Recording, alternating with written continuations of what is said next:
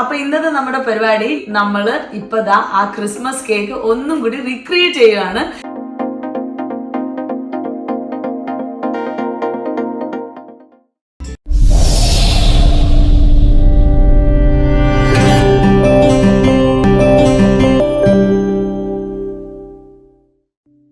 എല്ലാവർക്കും പുതിയൊരു വീഡിയോയിലേക്ക് സ്വാഗതം. അപ്പൊ ഇന്നത്തെ നമ്മുടെ പരിപാടി ഞാൻ നേരത്തെ പറഞ്ഞിരുന്നില്ലേ, നമ്മളൊരു അടിപൊളി ഒരു കേക്ക് കഴിച്ചിരുന്നെന്ന്.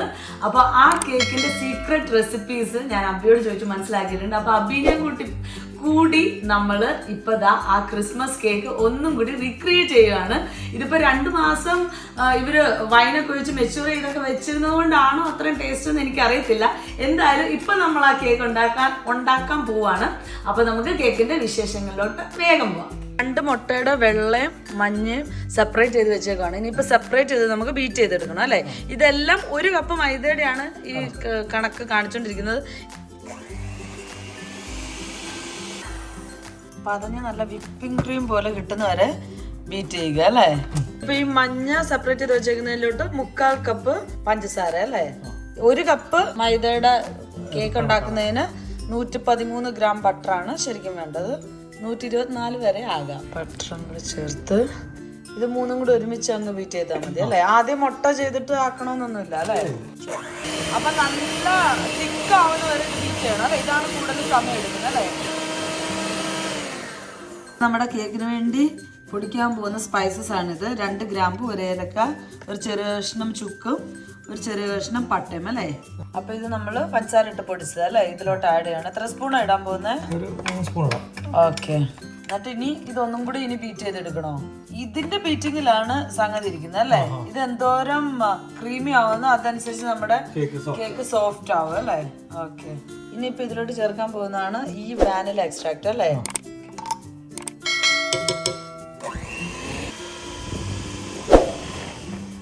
അപ്പൊ നമ്മുടെ 1 കപ്പ് മൈദ 155 ഗ്രാം ആണുള്ളത്. ഈ മൈദ നമുക്ക് ജസ്റ്റ് ഒന്ന് അരിച്ചെടുക്കണം അല്ലേ. ബേക്കിംഗ് സോഡയും ബേക്കിംഗ് പൗഡറും 1/4 സ്പൂൺ ഇട്ട് നമ്മൾ ഇതിന് സ്ട്രെയിൻ ചെയ്തെടുക്കും അല്ലേ. ഇനിയിപ്പോൾ ഇതിലോട്ട് ഇടാൻ പോകുന്നതാണ് 1 സ്പൂൺ ഓറഞ്ച് പീൽ അല്ലേ.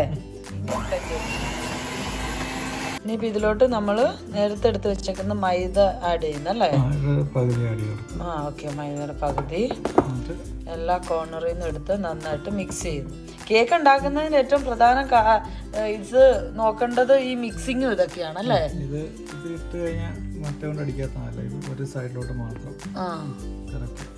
സീക്രട്സ് ഒന്നും അവര് പറഞ്ഞിരുന്നില്ല.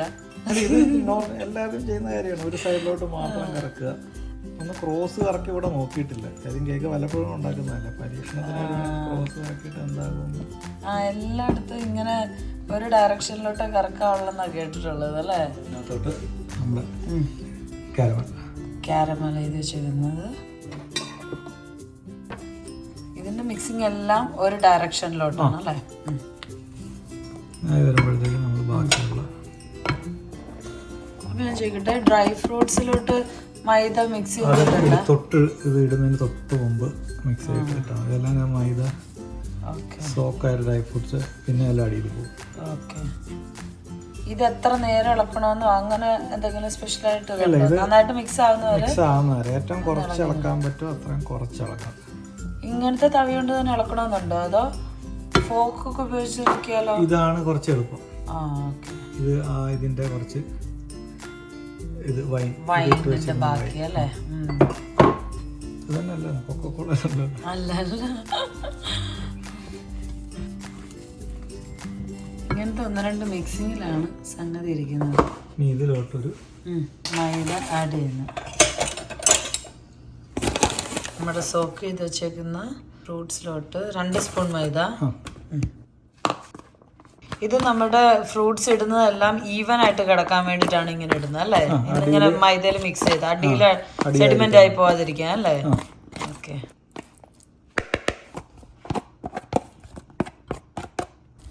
ഇനിയിപ്പോ നമ്മുടെ വൈറ്റ് എപ്പോഴാണ് ചേർക്കുന്നത്?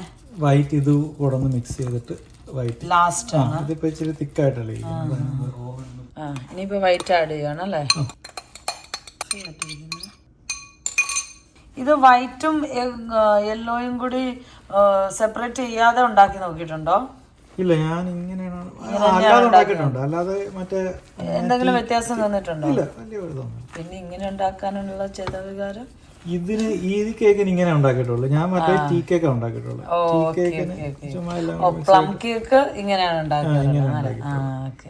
ബാക്കിയുള്ള വൈനോ റമ്മോ, വൈനിലിടുന്നാണോ റമ്മിലിടുന്നാണോ അപ്പിക്ക് നന്നായിട്ട് തോന്നിയിട്ടുള്ളത്? വൈൻ.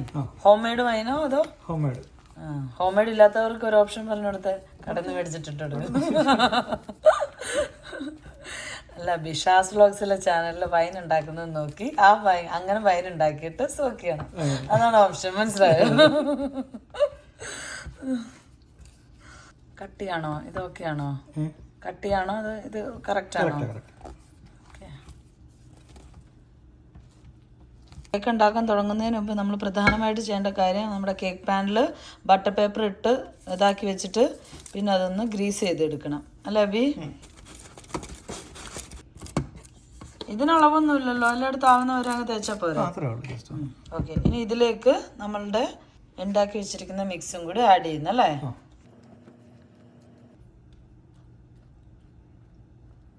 നമ്മുടെ ബാറ്റർ എല്ലാം ഇട്ടിട്ട് ഇനിയിപ്പോൾ എന്താ ചെയ്യേണ്ടത്?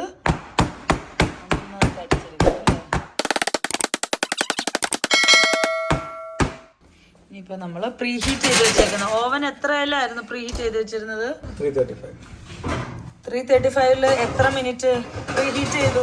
പ്രീ ഹീറ്റ് 10 മിനിറ്റ് ആണ്. ഓക്കെ, ഇനിയിപ്പോ എത്ര മിനിറ്റ് നമ്മൾ വെക്കാൻ പോകുന്നത്? ഇനി ഒരു ഇത് ഇപ്പം തിക്നെസ് കുറവായതുകൊണ്ട് അരമണിക്കൂറിൽ റെഡി ആയിരിക്കും. ഓക്കെ ഓക്കെ, സമയം നോക്കിയാൽ ഇതിപ്പോ ഏകദേശം എത്ര മിനിറ്റ് ആയി? ഒരു 45 മിനിറ്റ്സ്. അപ്പൊ നമ്മുടെ കേക്ക് സെറ്റായി വന്നിട്ടുണ്ട് അല്ലേ? നല്ല സ്മെല്ലൊക്കെ വരുന്നുണ്ട്. ഇനി എന്താ ചെയ്യണ്ടേ? Cake ready. എത്ര നേരം വെക്കണം ഷെഫ് ഒന്നും പറയുന്നത്? കട്ട് ചെയ്ത് നോക്കിയാൽ മതി അല്ലേ? ഓക്കെ, അപ്പൊ നമ്മളുടെ കേക്ക് ഇവിടെ റെഡി ആയിട്ടുണ്ടല്ലേ? അത് അപ്പൊ അബി പറഞ്ഞ 15 മിനിറ്റ് കഴിഞ്ഞിട്ടുണ്ട്. ദാ നമ്മൾ കേക്ക് കട്ട് ചെയ്യാനായിട്ട് പോവാണ്. കേക്ക് പീസ് എടുത്ത് കാണിച്ചത്. വാവ്, അടിപൊളി. ഞാൻ ചുമ്മാതാണോ പറഞ്ഞത്? ഇത് കണ്ടോ കേക്കിന്റെ സോഫ്റ്റ്നെസ്? ഞാനൊന്ന് മുറിച്ച് കാണിച്ചു തരാമേ. വേവ് നല്ല അടിപൊളിയായിട്ട് വന്നിട്ടുണ്ട്. ഇതിന് ഞാൻ പ്രത്യേകിച്ച് ടേസ്റ്റ് ചെയ്തിട്ട് പറയേണ്ട ആവശ്യമില്ല, എങ്കിലും ഞാനൊന്ന് ടേസ്റ്റ് ചെയ്യട്ടെ. ആഹാ, ഈ കേക്കിന് ആക്ച്വലി ഞാൻ ഇതുവരെ കഴിക്കാത്ത ഒരു റെസിപ്പി ഇവരിവിടെ വന്നപ്പോഴത്തേക്ക് എനിക്ക് തന്നൊരു സാധനമാണ്. ഈ കേക്കും ഐസ്ക്രീമും കൂടി ഇട്ട് ഒരു സ്പൂൺ കഴിച്ചു നോക്കി. എൻ്റെ അമ്മ ഹെവൻ എന്നല്ലാണ്ട് വേറെ ഒന്നും പറയാനില്ലായിരുന്നു. ആ ടേസ്റ്റിന് അത്രയ്ക്ക് അടിപൊളിയായിരുന്നു. അപ്പോൾ നിങ്ങൾ തീർച്ചയായിട്ടും ഈ ഒരു റെസിപ്പി ട്രൈ ചെയ്ത് നോക്കണം. അഭിപ്രായം പറഞ്ഞില്ലേലും വേണ്ടില്ല, എന്തായാലും ഈ റെസിപ്പി ട്രൈ ചെയ്ത് നോക്കണം. അത്രയും സൂപ്പർ കേക്കാണിത്. അബിയുടെ സീക്രട്ട് റെസിപ്പി നമ്മൾ അടിച്ച് മാറ്റിയേക്കുന്നതാണ്. അപ്പോൾ അടുത്ത വീഡിയോ ആയിട്ട് നമുക്ക് ഉടനെ തന്നെ കാണാം. അതുവരെ ബൈ.